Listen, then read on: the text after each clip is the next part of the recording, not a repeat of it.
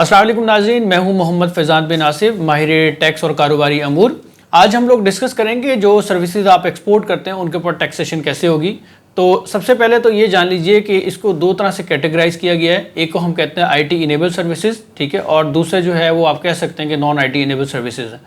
IT enable services जो है उसके अंदर आमतौर पे कॉल सेंटर और आईटी से रिलेटेड और अकाउंटिंग वर्क इस तरह की सारी चीज़ें आ जाती हैं, जिसकी डेफिनेशन जो है आपको नीचे डिस्क्रिप्शन के अंदर भी मिल जाएगी, स्क्रीन पे भी शायद शो हो रही होगी। और इसके अलावा जितनी भी चीज़ें हैं वो दूसरी नॉन आईटी इनेबल सर्विसेज के अंदर आ जाती हैं। अब बात यह है कि जो आपको टैक्सेशन हो रही है उसमें दो चीज़ें हैं।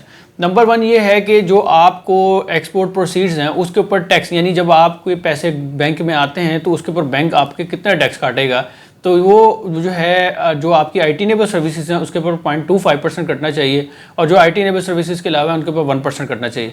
लेकिन बात यह है कि जो आईटी इनेबल सर्विसेज हैं उसके लिए ज़रूरी है कि आप पाकिस्तान सॉफ्टवेयर एक्सपोर्ट बोर्ड से अपनी रजिस्ट्रेशन लें। अगर रजिस्ट्रेशन नहीं होगी तो बैंक आपको कभी भी 0.25% के ऊपर विदहोल्ड नहीं करेगा, वो 1% के ऊपर विदहोल्ड करेगा।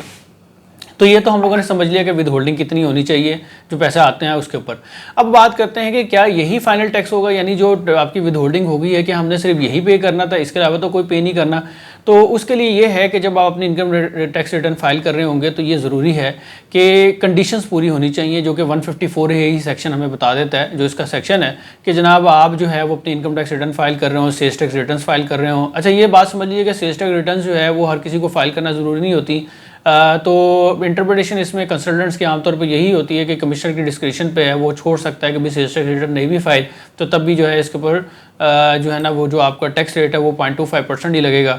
तीसरा विदहोल्डिंग स्टेटमेंट, वो भी हर किसी पे जो है ज़रूरत नहीं होती। अगर 0.25% जो है वो विदहोल्डिंग नहीं हो रही, सॉरी 0.25, अगर आपके विदहोल्डिंग स्टेटमेंट के लिए एजेंट नहीं है तो 0.25% जो है वो तब भी जो है आप अपना विदहोल्ड करवा सकते हैं और वही फाइनल होगा। अच्छा, अब बात कर लेते हैं क्या इसके ऊपर जो है वो टैक्स क्रेडिट अवेलेबल है।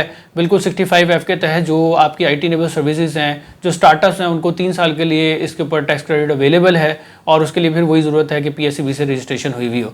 और ज़ाहिर बात है अगर टैक्स क्रेडिट अवेलेबल है तो आप इसकी एग्जाम्पशन सर्टिफिकेट भी कमिश्नर को अप्लाई कर सकते हैं, और उसके लिए फिर वही कंडीशंस हैं जो 150A(4)A के तहत बताई कि वो पूरी हुई भी हो तो आप अपने कमिश्नर को एग्जाम्पशन सर्टिफिकेट अप्लाई कर सकते हैं। और अब स्टार्टअप की डेफिनेशन देनी हो तो वो भी ऑर्डिनेंस के अंदर लिखी हुई आईटी इनेबल सर्विसेज की डेफिनेशन है, वो भी देनी हो। उम्मीद है कि आपको ये वीडियो आज की समझ में आई होगी। आखिरी बात यह है कि जो नॉन आईटी इनेबल सर्विसेज है उसके ऊपर 1% टैक्स होगा और वो फाइनल होगा। Thank you so much. Video के साथ जुड़े रहिए, हमारे चैनल के साथ जुड़े रहिए। अस्सलाम वालेकुम।